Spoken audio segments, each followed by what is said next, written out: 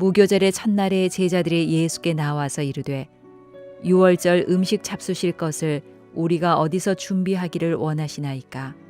이르시되 성한 아무에게 가서 이르되 선생님 말씀이 내 때가 가까이 왔으니 내 제자들과 함께 유월절을 네 집에서 지키겠다 하시더라 하라 하시니 제자들이 예수께서 시키신 대로 하여 유월절을 준비하였더라. 저물 때에 예수께서 12 제자와 함께 앉으셨더니 그들이 먹을 때에 이르시되 내가 진실로 너희에게 이르노니 너희 중에 한 사람이 나를 팔리라 하시니 그들이 몹시 근심하여 각각 여짜오되 주여 나는 아니지요. 대답하여 이르시되 나와 함께 그릇에 손을 넣는 그가 나를 팔리라. 인자는 자기에 대하여 기록된 대로 가거니와 인자를 파는 그 사람에게는 화가 있으리로다. 그 사람은 차라리 태어나지 아니하였더라면 제게 좋을 뻔하였느니라. 예수를 파는 유다가 대답하여 이르되 라삐여 나는 아니지요. 대답하시되 네가 말하였도다 하시니라. 그들이 먹을 때에 예수께서 떡을 가지사 축복하시고 떼어 제자들에게 주시며 이르시되 받아서 먹으라. 이것은 내 몸이니라 하시고 또 잔을 가지사 감사 기도하시고 그들에게 주시며 이르시되 너희가 다 이것을 마시라. 이것은 죄 사함을 얻게 하려고 많은 사람을 위하여 흘리는 바 나의 피 곧 언약의 피니라. 그러나 너희에게 이르노니 내가 포도나무에서 난 것을 이제부터 내 아버지의 나라에서 새 것으로 너희와 함께 마시는 날까지 마시지 아니하리라 하시니라. 이에 그들이 찬미하고 감람산으로 나아가니라. 오늘 말씀은 유월절 식사와 성만찬이라는 제목으로 함께 말씀을 나누겠습니다. 오늘 말씀에는 이제 무교절 첫날 예수님께서 제자들과 함께 유월절의 식사를 하시는 내용들이 나옵니다. 우리가 유월절과 무교절에 대한 이해를 좀 잘 하실 필요가 있는데요. 유월절 식사를 한 이후부터 이제 무교절이 들어갑니다. 무교절이라는 말은 그들이 고통의 빵이라고 하는 빵을 먹습니다. 빵이라고 하기보다도 우리나라의 그 크래커 비슷하게 생겼더라고요. 좀 크래커보다 좀 더 클 뿐입니다. 그런데 아무 맛이 없습니다.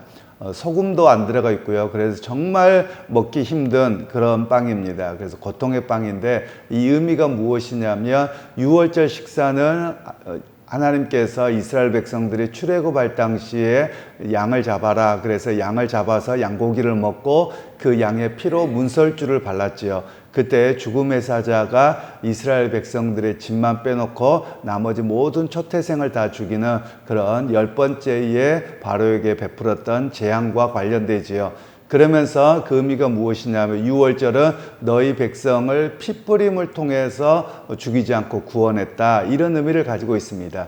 그래서 유월절이란 말 자체가 넘을 유자를 써서 너희는 죽음을 넘어갔다. 이런 의미로 이야기를 하고 있습니다. 그리고 나서 이제 이스라엘 백성들이 이 애굽을 떠나서 광야 생활로 나가게 되죠. 그런데 그들에게는 이 밀가루 반죽이 충분하게 이스트를 넣어서 부풀 시간이 없었던 것이죠. 바로 그런 상황에서 일주일 동안 너희들은 이 무교절을 먹으면서 고통의 빵을 기억하면서 우리가 과거의 고통의 시간을 지냈던 그 시간 속에서 하나님이 어떻게 우리를 구원하셨는지 그것을 기억하도록 하는 절기가 무교절입니다. 그래서 지금도 유대인들은 이 무교절을 지키기는 합니다. 그래서 그때 당시에는 이 무교절 관련되어서는 유월절 전날에 집안의 대청소를 합니다. 그래서 곰팡이나 또는 집안에 이렇게 부풀게 하는 이스트나 이런 모든 것들을 다 제거하고 섬기는 일들이 그들이 하고 있는 일들입니다. 그런데 오늘 이 말씀에서는 예수님께서 유월절이 오기 전에 어떤 한 가정에서 이 유월절 식사를 지내게 되는데요. 유월절 식사에 대한 이해를 좀 할 필요가 있겠습니다. 가족들만 하는 것은 아니고요. 그리고 가까운 사람들과 함께 해서 유월절에 양을 잡아서 함께하는 그 식탁의 교제의 시간입니다. 그러면서 단순하게 그냥 축제를 벌리고 먹는 것을 그치는 것이 아니라 하나님에 대한 이야기를 하는 것이죠. 구약의 출애굽의 사건 속에서 하나님이 우리 백성에게 얼마나 큰 은혜를 베푸셨는가, 그리고 과거의 노예 생활에서 어떻게 우리에게 은총을 베푸셨는지에 대한 그 이야기를 하고 자녀들에게 남겨줍니다.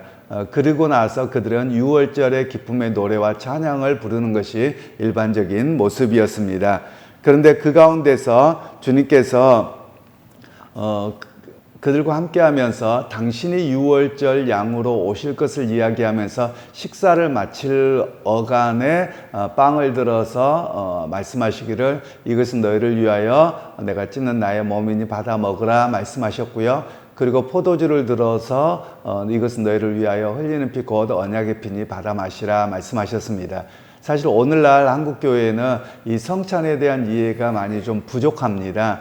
그러다 보니 우리가 예수님 당시 또는 초대교회와는 너무나도 다른 그런 성찬식을 행하고 있고, 또 그것이 전통이 되어버려서 조금 더 초대교회와 같은 성찬 예식을 하려고 하면 무척 불편해하는 그런 모습이 되어버렸습니다. 사실 우리 한국교회는 예배 시간에 성찬식을 너무 안 합니다. 1년에 잘하면 두 번, 조금 많이 하면 4번 이렇게 되는데요. 원래 성찬 예식은 모든 예배 가운데 하는 것이 옳은 겁니다. 예수님께서는 내가 올 때까지 나를 기념하라 이렇게 말씀하셨던 겁니다.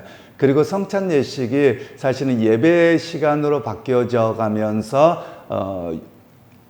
예찬과 성찬을 따로 구분을 해버렸습니다. 그런데 원래 초대교회 모습에서는 식사 시간에 했던 겁니다. 식사를 하는 가운데 잠깐 이제 식사가 끝날 무렵에 바로 예수님께서 행하셨던 것처럼 그렇게 행했던 것이죠. 그런데 시간이 지난 이후에는 예배 순서로 들어오고 식사는 없어지는 그런 상황이 되어버려 있는 것이지요. 그런 의미에서 우리가 초대교회처럼 작은 공동체는 가능할 겁니다. 적은 교회 같은 경우는 식사하고 얼마든지 할 수 있겠지만, 그런 어느 정도 규모가 돼버리고 나면 이제는 그런 예찬과 성찬을 같이 하기는 어려운 상황들입니다.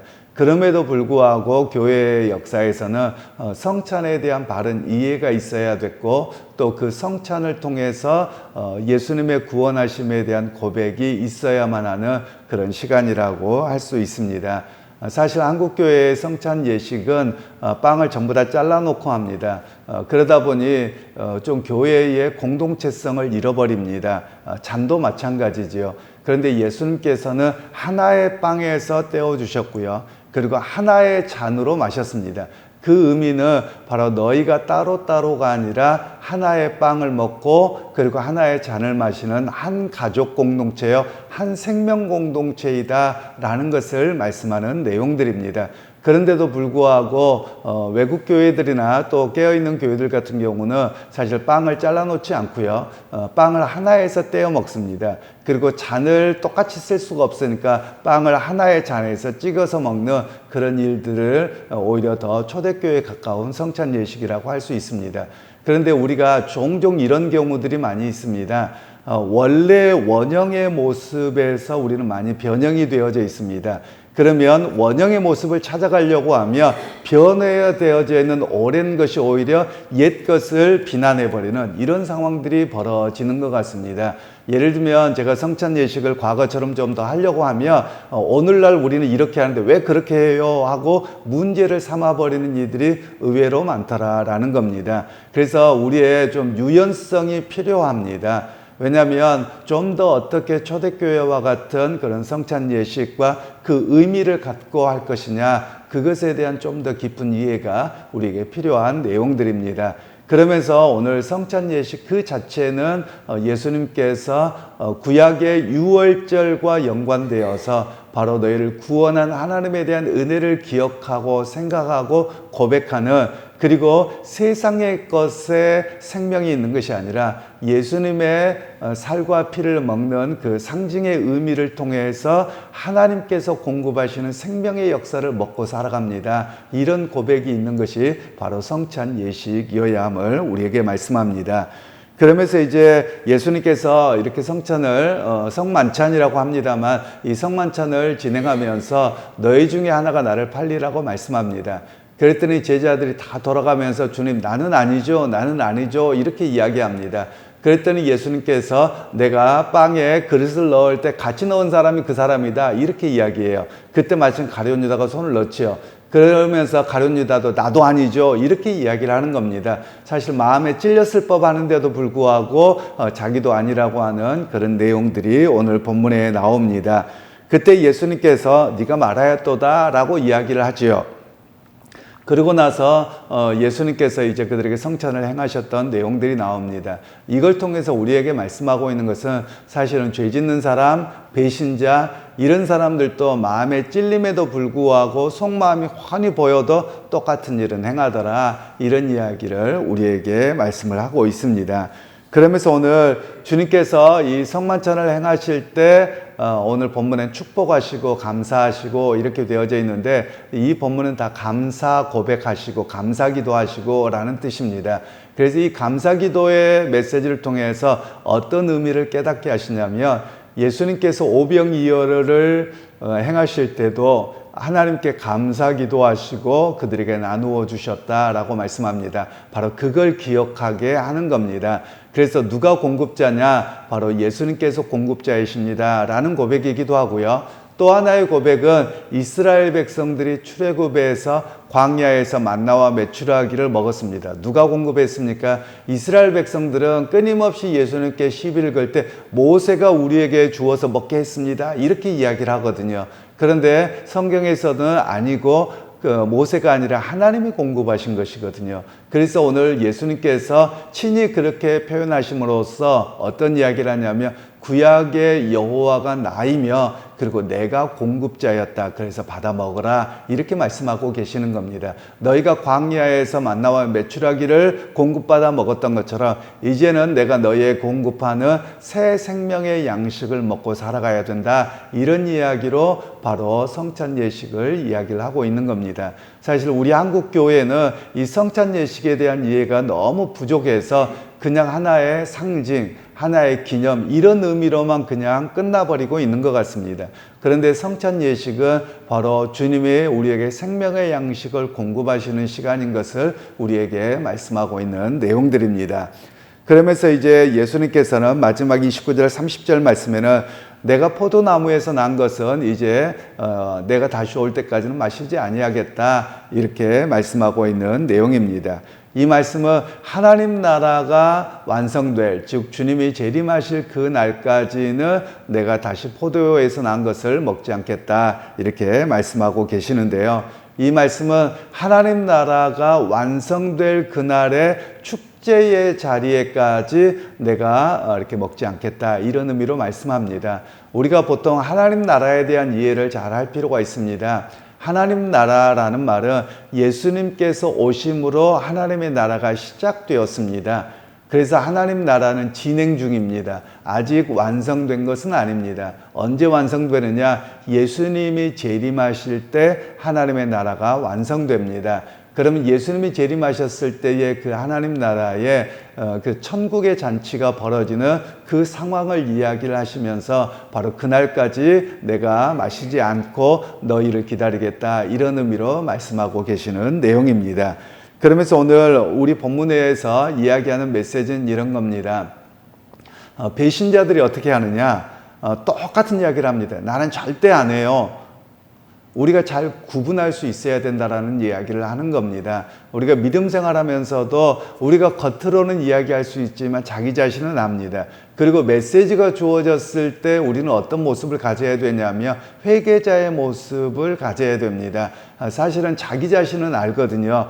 배신하려고 하는지 아니면 자기 멋대로 살려고 하는지 자기 자신의 모습은 알고 있습니다. 그러면 예수님께서 구체적으로 말씀하셨을 때 내가 이런 사람이었고 이런 생각을 가졌는데 회개 자료로 나가고 그 자리를 걸어가지 않아야 되겠다고 결단하고 변해야 되는데 사실은 가룟 유다가 그렇게 하지 않았지요. 바로 우리 역시 그러할 수 있더라라는 겁니다. 그러면서 이빨린 소리는 다 하면서 온갖 죄악된 모습으로 살아가 버리는 그런 모습이 되어서는 아니 됨을 이야기를 합니다. 사실 우리나라의 그 많은 이야기들을 보면 모든 사람들이 그렇습니다만 이렇게 정치나 또 뉴스에 나오거나 이런 사람들을 보면 바로 거짓말하는 것이 너무 많습니다.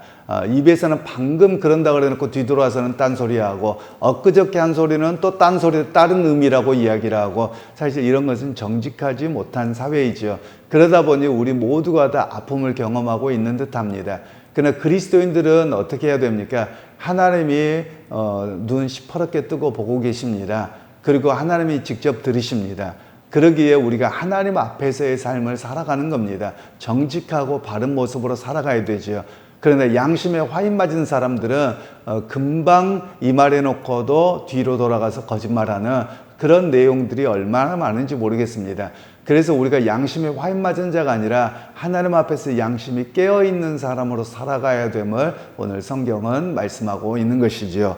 그리고 또한 성찬에 대한 바른 이해가 단순한 종교의식이 아니라 하나님 나라의 잔치를 이 땅에서 맛보는 시간입니다. 즉 하나님 나라의 거룩한 생명의 양식을 공급받는 시간인 것을 고백하면서 우리가 성찬에 참여해야 됨을 또한 말씀하고 있기도 합니다.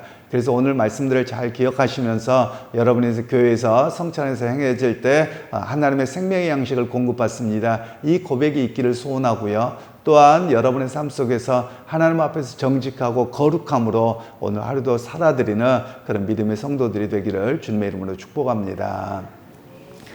하나님 아버지, 오늘도 우리에게 은혜 베푸셔서 주님의 귀한 약속의 자리, 은혜의 자리에 우리가 설 수 있기를 소원합니다. 주님 앞에서 거룩함으로 정직함으로 깨어있는 자가 되게 하셔서 언제든지 하나님의 생명의 양식을 공급받는 귀한 백성으로 승리하게 하옵소서. 예수님의 이름으로 기도하옵나이다. 아멘.